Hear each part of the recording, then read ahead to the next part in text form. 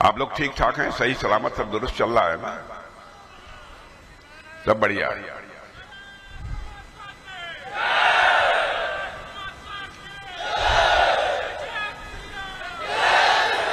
वैसे बहनों भाइयों, मैं आपको बतला दूंगा। बैठ जाओ बैठ जाओ बैठ जाओ बैठ जाओ। मैं आपको बतलाऊं कि मैं आ रहा था जब हमारी अंतिम सभा है इस चुनाव की। कई सार्वजनिक सभाओं को संबोधित करने के बाद इस चुनावी सभा को संबोधित करने के लिए आप सबके सामने खड़ा हुआ। तो सबसे बड़ी बात, शायद इस स्थान पर पहली बार मैं आया हूं, किसके पहले कभी आया हूं? 2 बार पहले आ चुके हैं। याद है आप लोगों को? अरे अच्छा अच्छा, कमाल है। बताइए, अब मैं पुराना मेहमान हो गया, फिर भी तीसरी बार आया हूं, उसके बाद भी आप लोगों ने बहुत ही गर्मजोशी के साथ स्वागत किया है।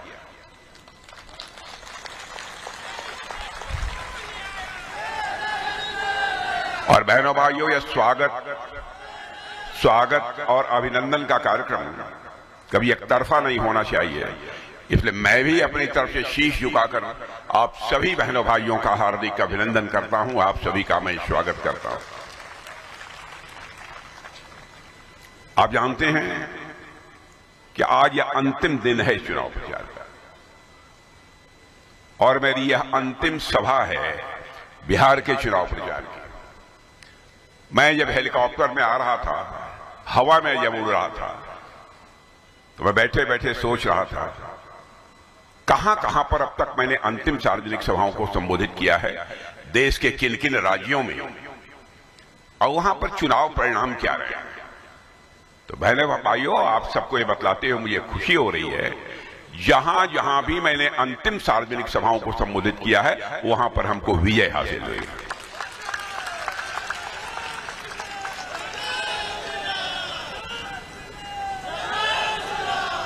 और मुझे लगता है कि यहां के लोग वह रिकॉर्ड टूटने नहीं देंगे। बहनों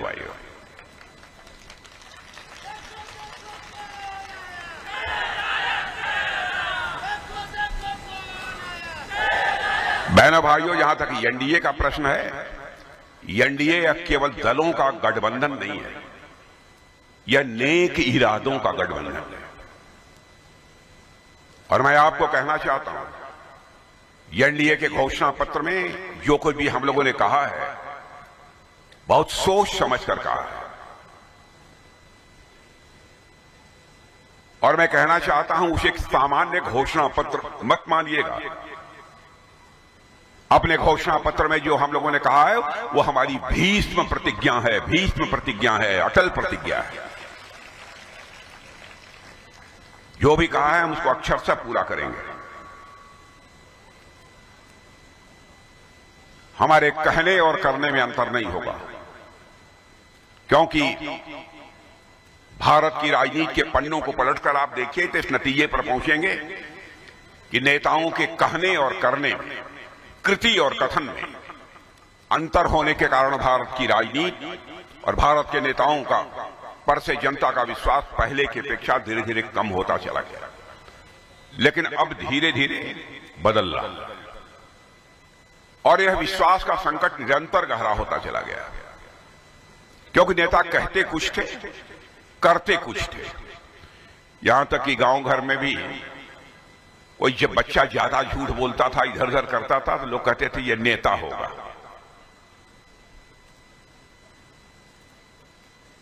बहनों भाइयों, मैं उसे राजनेता नहीं मानता जिसके कहने और करने में अंतर हो। मैं तो अपने संसदीय निर्वाचन क्षेत्र में भी कहता हूं, उत्तर प्रदेश का भी मैं मुख्यमंत्री रहा हूं, लाख हो जाए मैं आश्वासन नहीं दूंगा। और जी बाई चांस यदि निकल गया मेरी जुबान से बहनों भाइयों, तो चाहे उसके लिए जो भी कीमत चुकानी पड़े, हम उसे पूरा करके ही दम लेंगे।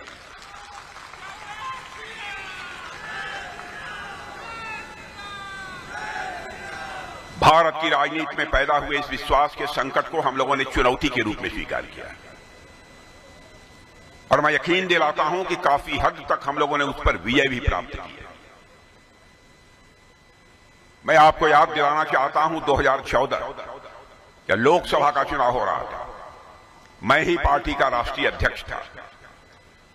चुनावी घोषणा पत्र हमारी ही देखरेख में बनना था। प्रधानमंत्री पद के उम्मीदवार मोदी जी थे। मोदी जी बार बार कहते थे कि राजनाथ जी जरूर देख लीजिएगा, कहीं ऐसा न हो ये लोग ऐसी बात उसमें डाल दें कि सरकार बनने के बाद हम पूरा ही न कर पाए। मैंने कहा मोदी जी चिंता मत करिए, पूरी सावधानी में स्वयं बरतूंगा। 2019 और 2024 का भी घोषणा पत्र बनने लगा तो उन्होंने कहा कि इसे आप ही देखिए, और मेरी ही देखरेख में बहनों भाइयों 2019 और 2024 का भी घोषणा पत्र बना था। यहां बैठे सारे लोगों से मैं कहना चाहता हूं, हमारे प्रेस के मित्र होंगे उनसे भी मैं कहना चाहता हूं, हमारे घोषणा पत्रों को उठाकर देख लीजिए। जो कहा था बहनों भाइयों अक्षरशः उसको निभाया है, उसका हम लोगों ने पालन किया है, एक भी वादा खिलाफी नहीं की। हम लोग कहते थे ना भारत को हम विकसित भारत बनाएंगे, लेकिन यह भी सच्चाई है, जब तक बिहार विकसित बिहार नहीं बनेगा तब तक विकसित भारत बनाने का हमारा स्वप्न भी साकार नहीं हो सकता। लेकिन शुभ संकेत यह है कि जंगल राज को पीछे छोड़कर, आरजेडी के जंगल राज को पीछे छोड़कर नीतीश कुमार जी बिहार को विकास के पथ पर लेकर तेजी से लेकर आगे बढ़ रहे हैं। इसे मैं शुभ संकेत मानता हूं। और आप ये कहेंगे कि ये बताइए एक आध दो उदाहरण दीजिए, आप कैसे आप भारत को विकसित भारत बना लेंगे। बहनों भाइयों एक दो उदाहरण मैं देना चाहता हूं, और बहुत जो जानकार लोग हैं, पढ़े लिखे लोग हैं, मैं उनसे भी ये निवेदन करना चाहता हूं, मेरी बात गलत हो झूठ हो तो जनता के बीच खुलकर बतलाइएगा कि राजनाथ सिंह आए थे और झूठ बोल कर गए। बहनों भाइयों राजनीति में मैं झूठ नहीं बोलता हूं, मैं डंके की चोट पर इस बात को मैं कहना चाहता हूं। हम लोगों ने कहा था विकसित भारत बनाएंगे। 2014 में जब चुनाव हुआ था उस समय हमारी सरकार बनी थी, तो हमारा भारत धन दौलत के मामले में, अर्थव्यवस्था के आकार के मामले में, इकोनॉमी की साइज के मामले में दुनिया के देशों में 11वें स्थान पर खड़ा था। बहनों भाइयों 8-9 वर्षों के अंदर वह करिश्मा हो गया।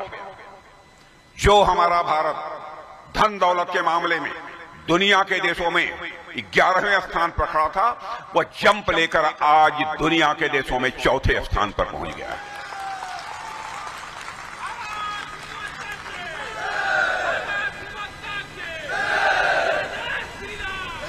मैं नहीं, भारत ही नहीं बल्कि अंतर्राष्ट्रीय फाइनेंशियल फर्म्स, वित्तीय संस्थाएं और पढ़े लिखे लोग हैं। इसलिए मैं यह भी बता देना चाहता हूं, क्योंकि मैं जानता हूं बिहार में राजनीतिक सामाजिक जागरूकता बहुत अधिक है। मॉर्गन स्टैनले एक फर्म का नाम है, उसे मैं 3-4 फर्मों का नाम बतला सकता हूं।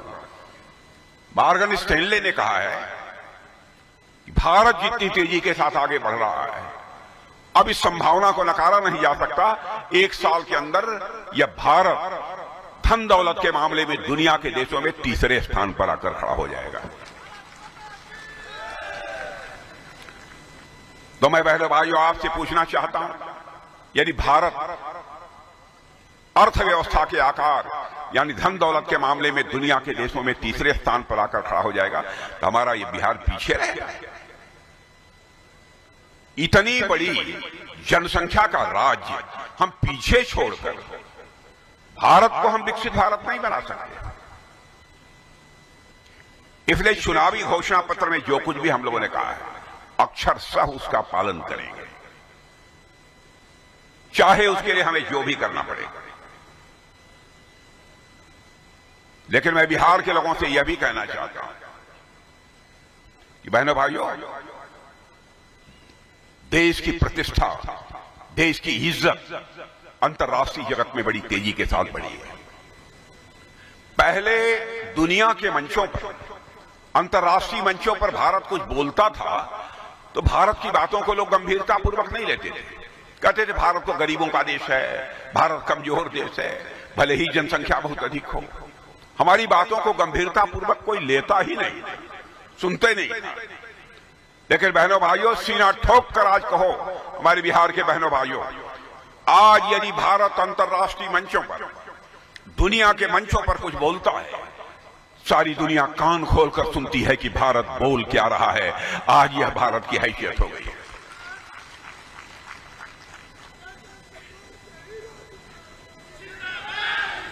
इसलिए मैं आप सबसे मैं कहना चाहता हूं,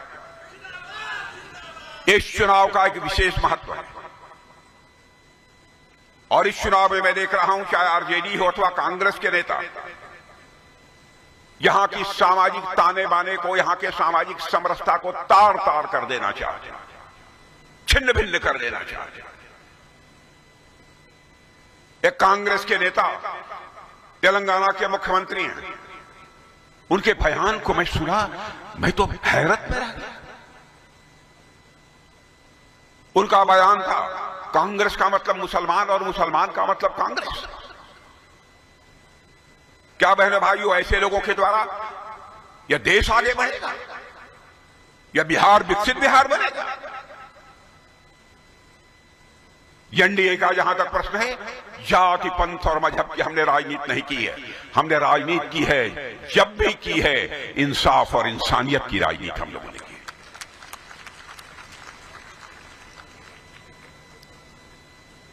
जाति और पंथ के आधार पर चुनावी कामयाबी हासिल की जा सकती है, लेकिन देश नहीं बनाया जा सकता।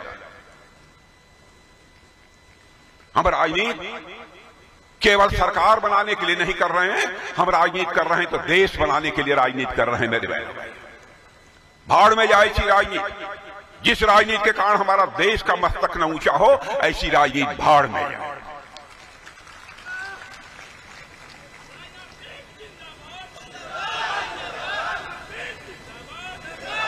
मैं कांग्रेस और आरजेडी के दोस्तों को बतलाना चाहता हूं, विनम्रता पूर्वक कान खोलकर सुन लें, भारत यह ऐसा वैसा भारत नहीं है।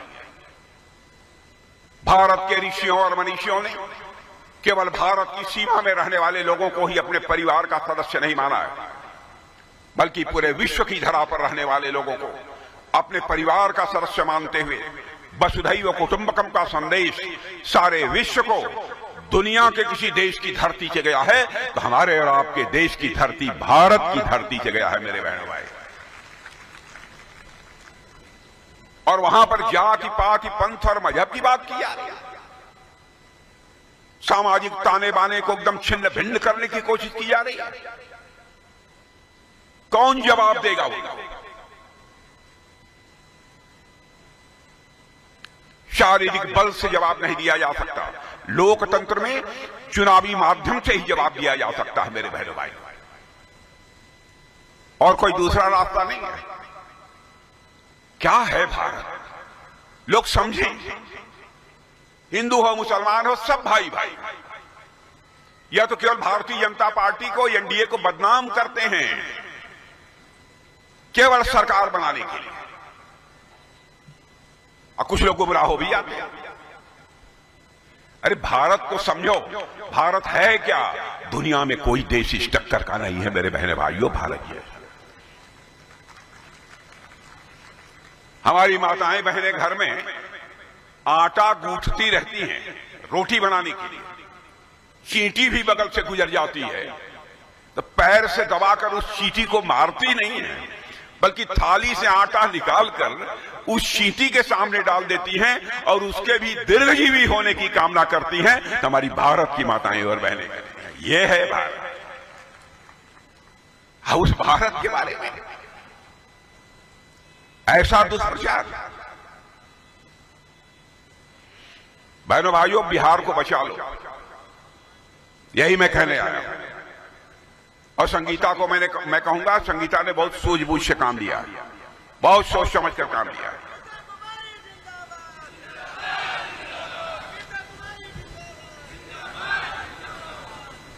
अब आप कहेंगे कि आप लोग क्या क्या करेंगे, तो जो कुछ भी हम लोगों ने घोषणा पत्र में कहा है, मैं समझता हूं उसके पहले आप लोगों ने बतलाया है कि नहीं बतलाया? घोषणा पत्र में बतला दिया था, मालूम हो गया है ना।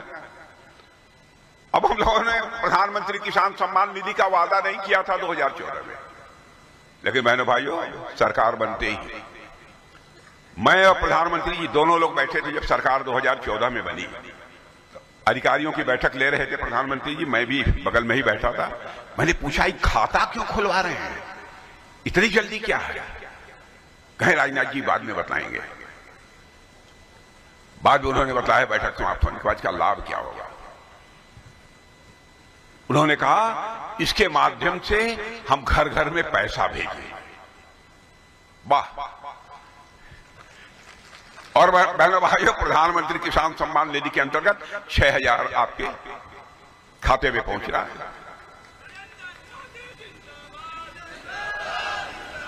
अब सुन लीजिए 6,000 मिल रहा है, बना दीजिए सरकार 9,000 हो जाएगा। अब देखिए यदि कांग्रेस का शासन होता और लालू जी का शासन होता या हमारे नौजवान तेजस्वी का शासन होता तो क्या होता? 6,000 रुपया सरकार के खजाने से चलता, बामुश्किल 2,000 रुपया आपकी पॉकेट में पहुंचता। ये सच है कि नहीं? लेकिन बहनों भाइयों भ्रष्टाचार पर अंकुश भाषण देकर समाप्त नहीं, भ्रष्टाचार पर अंकुश भाषण देकर नहीं लगाया जा सकता। भ्रष्टाचार पर अंकुश लगाना है तो व्यवस्था में परिवर्तन करना होगा, और आपने देखा हम लोगों ने व्यवस्था में परिवर्तन कर दिया। अब दिल्ली के बैंक से पैसा निकलता है और सीधे सीधे आपके बैंक के आपके अकाउंट में पहुंच जाता है।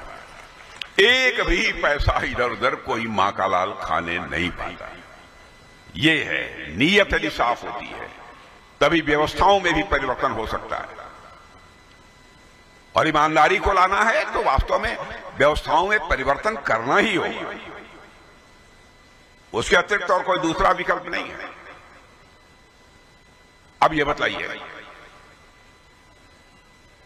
अब कहते हैं ये आरजेडी के नेता हम आएंगे तो हर घर में सरकारी नौकरी देंगे। बहनों भाइयों लगता है कि उन्होंने गणित नहीं पढ़ा। मैं तो गणित का छात्र रहा हूं, मैं एमएससी तक फिजिक्स मैथमेटिक्स सब पढ़ा है। थोड़ा सा गणित पढ़ा दीजिए। अब यदि हर घर में एक नौजवान को बिहार में नौकरी देंगे तो जानते हैं कितना पैसा खर्च होगा? 12 लाख करोड़, कम से कम 12 लाख करोड़ खर्च होगा। अब बजट इनका कितने का है? 3-3 लाख करोड़। तो मैंने भाई ये बताइए, पॉकेट में पैसा 3 रुपया और आप कह रहे घबराओ मत, तुमको 12 रुपए की मिठाई खिलाएंगे। क्या तमाशा है। मैंने झूठ बोलने की भी एक इंतहा होती है। मैं कहना चाहता हूं आरजेडी कांग्रेस के दोस्तों से, राजनीति केवल सरकार बनाने के लिए नहीं की जानी चाहिए। राजनीति की जानी चाहिए तो समाज बनाने के लिए की जानी चाहिए, देश बनाने के लिए की जानी चाहिए। राजनीति जाए इसी भाड़ में, इसे समाज के लोगों में राजनीतिक क्षेत्र में काम करने वालों के प्रति विश्वास का संकट पैदा हो। क्या जरूरत है इसी राजनीति? ऐसी कई घोषणाएं की है, केजी से लेकर पीजी तक, केजी से लेकर पीजी तक गरीब जो नहीं पढ़ सकते हैं उनकी फ्री ऑफ कॉस्ट मुफ्त की पढ़ाई कराई जाएगी। बहनों भाइयों ये भी हम लोगों ने लिखा है। हाँ रोजगार देंगे लेकिन सबको सरकारी नौकरी नहीं देंगे। देखिए वोट देना हो दीजिए, न देना हो मत दीजिए। हम आपको झूठ बोलकर हम समर्थन नहीं देंगे।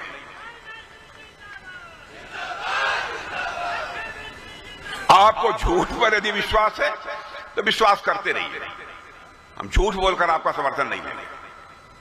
हाँ रोजगार की बात हम जरूर करते हैं। जिनको सरकारी नौकरी मिल सकती है सरकारी नौकरी मिलेगी, जिनको नहीं मिल सकती है उनके लिए ऐसी व्यवस्था की जाएगी कोई न कोई छोटा मोटा रोजगार जरूर उनको प्राप्त हो जाए। अब जैसे हम लोगों ने तय किया है कि 100 लघु सूक्ष्म मध्यम बड़े उद्योगों के लिए 100 पार्क बनाए जाएंगे, बड़े बड़े, हजारों एकड़ में होते हैं, और उनमें नौजवानों के अंदर स्किल डेवलप करके, कौशल, काम करने की कला विकसित करके उनको काम दिया जाएगा।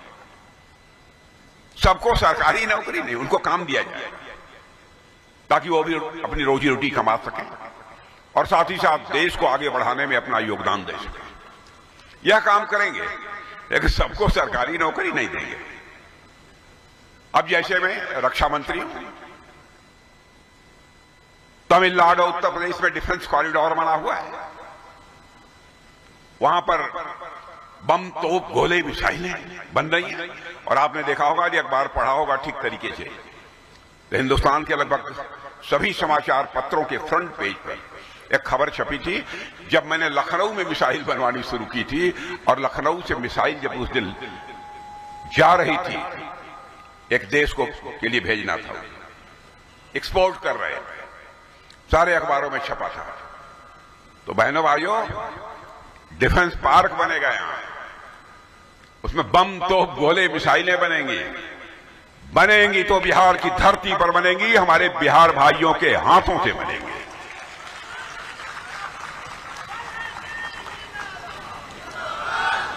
और अभी तक डिफेंस पार्क केवल 2 राज्यों में है, तमिलनाडु और उत्तर प्रदेश।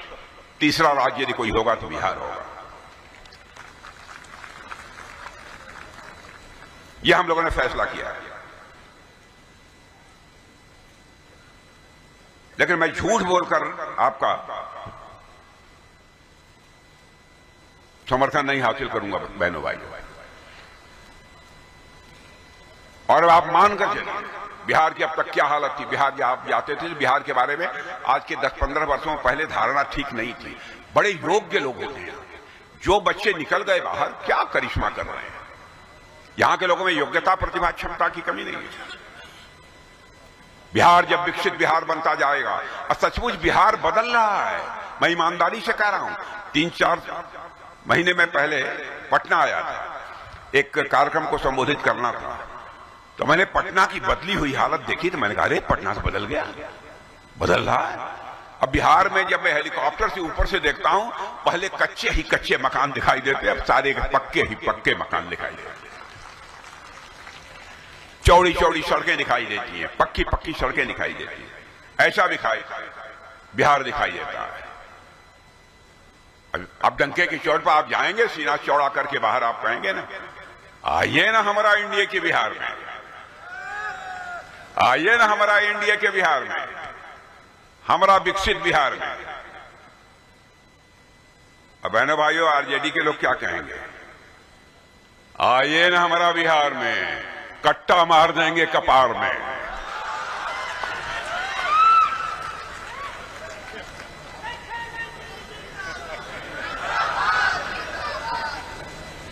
बहनों भाइयों, वो जमाना लद गया, किसी मां की लाल की हैसियत नहीं है, कट्टा कपार में मार दे।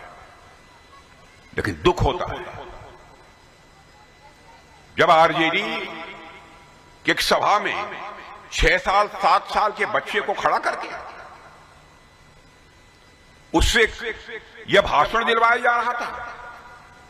पहले हम लोग अनपढ़ थे तो लाठी लेकर चलते थे, तेजस्वी भैया मुख्यमंत्री बन जाएंगे तो हम कट्टा लेकर चलेंगे। लानत है इसी राजनीति को।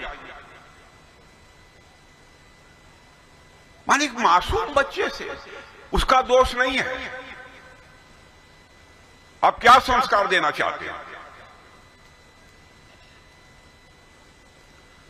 बहनों भाइयों, इस बिहार की वापसी फिर से जंगल राज की ओर नहीं होनी चाहिए। मैं यह आप सबसे अपील करना चाहता हूं। और मैं यह भी जानता हूं कि विकास की पहली शर्त होती है चुस्त दुरुस्त कानून और व्यवस्था, वो रहेगी यहां की। ये कांग्रेस वाले भी बार बार जनता को गुमराह करने की कोशिश कर रहे हैं। एक राहुल जी ने आजकल शुरू किया, वोट चोरी हो रही, वोट चोरी हो रही। धंधो मारा। मैं यहां इतने लोग खड़े हैं, आपसे पूछना चाहता हूं, आपका वोट चुरा लिया गया है कि नहीं चुरा लिया गया है? आपका वोट आपके पास है कि किसी ने चुरा लिया? बताओ भैया, आपका वोट चुराया गया है कि नहीं चुराया गया है? नहीं चुराया गया। अब वो आकर कहे वोट चोरी हो गई। मैं राहुल जी आपसे कहना चाहता हूं, वोट चोरी हो गई, किसके वोट की चोरी हो गई, कहां चोरी हो गई, लिखकर आप चुनाव आयोग को दो। यदि चुनाव आयोग पर आपका विश्वास नहीं है तो आप इस देश की सबसे बड़ी अदालत पे, सुप्रीम कोर्ट में भी आप जा सकते हो, आप जाओ, लेकिन हमारी भारत की जनता को गुमराह करने की कोशिश मत करो। वोट चोरी हो गई, वोट चोरी हो गई, कुछ नहीं आता। अरे और भी भाषण है भैया, कुछ नहीं आता, वोट चोरी हो गई, वोट चोरी हो गई। कोई चोरी नहीं है भैया भाई, नीयत में खोट है, नीयत में खोट है, हताशा है, निराशा है। कहते हैं मैं इसलिए चाहता हूं जातीय जनगणना। भाई जातीय जनगणना तो हम लोगों ने माना है, हम तो कर ही रहे हैं, इसमें कौन सी नई बात है। जातीय जनगणना मैं इसलिए चाहता हूं कि ताकि सबको, सबके सामाजिक न्याय हो सके, सभी जातियों को सबका हक मिल सके। तो मैं पूछना चाहता हूं, राहुल जी बताइए, नेता विरोधी दल का एक पद था तो स्वयं ही आप उस पद पर बैठ गए। आपने किसी अनुसूचित वर्ग को वहां बैठाया नहीं, पिछड़े वर्ग को बैठाया नहीं, मुसलमान को बैठाया नहीं, कहां गया आपका सामाजिक न्याय? भाई नेता तो तब जब आप खुद किसी को बैठा दिए होते और कहते कि देखिए हमने कर लिया। भाषण केवल देकर अनाप शनाप की बातों से जनता का विश्वास नहीं हासिल किया जा सकता। बराबर इन लोगों ने जाति धर्म के आधार पर राजनीति करके लोगों को गुमराह करने का काम किया है बहनों भाई। और बहनों भाइयों, देश का मस्तक सारी दुनिया में ऊंचा हो रहा है। अभी चर्चा कर रहे थे, नौजवान नारेबाजी कर रहे थे, ऑपरेशन सिंदूर।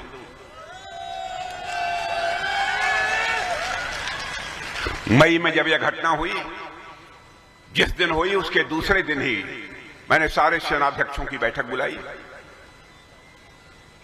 वायुसेना अध्यक्ष, नौसेना अध्यक्ष, आर्मी और चीफ ऑफ डिफेंस स्टाफ और राष्ट्रीय सुरक्षा सलाहकार। बहनों भाइयों, आग तो लगी ही थी।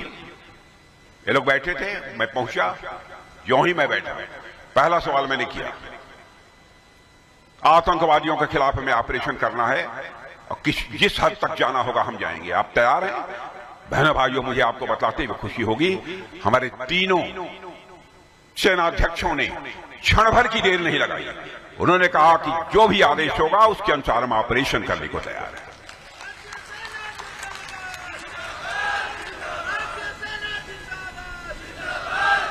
फिर हम लोग प्रधानमंत्री जी के साथ बैठे। दूसरे दिन प्रधानमंत्री जी को सारी स्थिति की जानकारी वैसे थी ही, वो बड़े जागरूक हैं, हर चीज की जानकारी बहुत सटीक रखते हैं। जो कुछ भी और सी बातें छूटी थी वो सारी बतलाई गई। उन्होंने कहा कि ठीक है, आप लोग तैयार हैं तो हमारी तरफ से खुला हाथ आपको दिया जाता है, जो करना चाहते हो आप कर डालिए। और उसके बाद आपने देखा बहनों भाइयों, जहां भी टारगेट तय किया था उसको धराशायी करने में हम लोगों ने पूरी कामयाबी हासिल की है।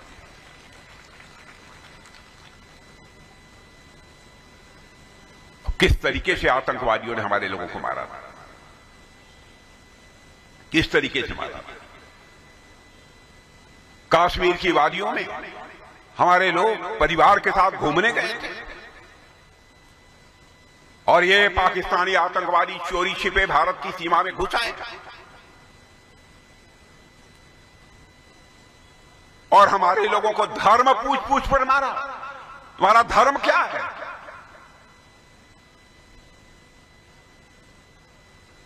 बहनों भाइयों, लेकिन हम लोगों ने मारा तो धर्म देखकर नहीं मारा, हम लोगों ने मारा तो उनका कर्म देखकर मारा है, कर्म देखकर मारा है। यह भारत में और दूसरे देशों में अंतर है। धर्म देखकर हम लोगों ने नहीं मारा। जिन मोहि मारा तिन मोहि मारे, जिन्होंने हमारे लोगों को मारा था, हमने उन्हीं को मारा। पूरी सावधानी हम लोगों ने बरती कि पाकिस्तान में जहां आम लोग रहते हैं, एक आध दो लोगों ने कहा अरे साहब ठोक दिए होते सबको। नहीं बहनों भाइयों, हम पूरे विश्व को अपना परिवार मानते हैं।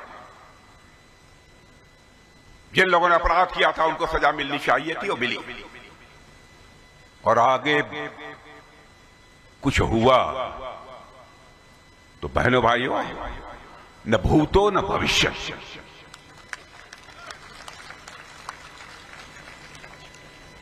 यह देखने को मिलेगा। भारत का मस्तक हम लोग झुकने नहीं देंगे मेरे बहनों भाइयों, किसी भी सूरत में। विश्वास रखिए,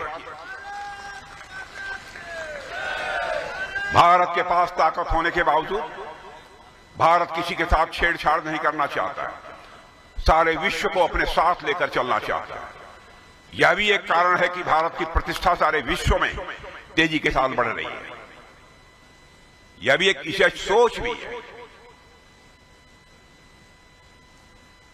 इसलिए मैं कहना चाहता हूं, आप सबका समर्थन हम सबको प्राप्त होना चाहिए। जंगल राज की वापसी बहनों भाइयों अब नहीं होनी चाहिए। दे देंगे समर्थन पक्का? पीछे वाले भैया खड़े हैं, आप लोग भी दे देंगे सब मजे में? संगीता सबको जानना, एक बार अभिवादन करना।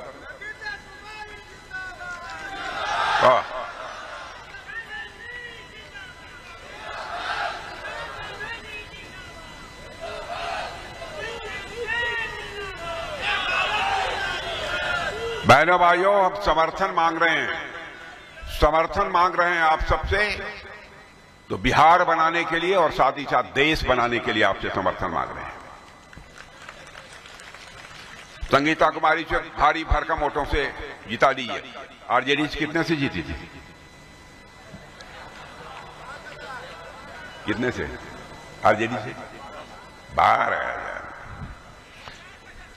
बहनों भाइयों, वहां 12,000 जीती थी, तो यहां कितने वोट से जिताएंगे? 50? पक्का? क्या भैया पक्का है? एकदम पक्का ना?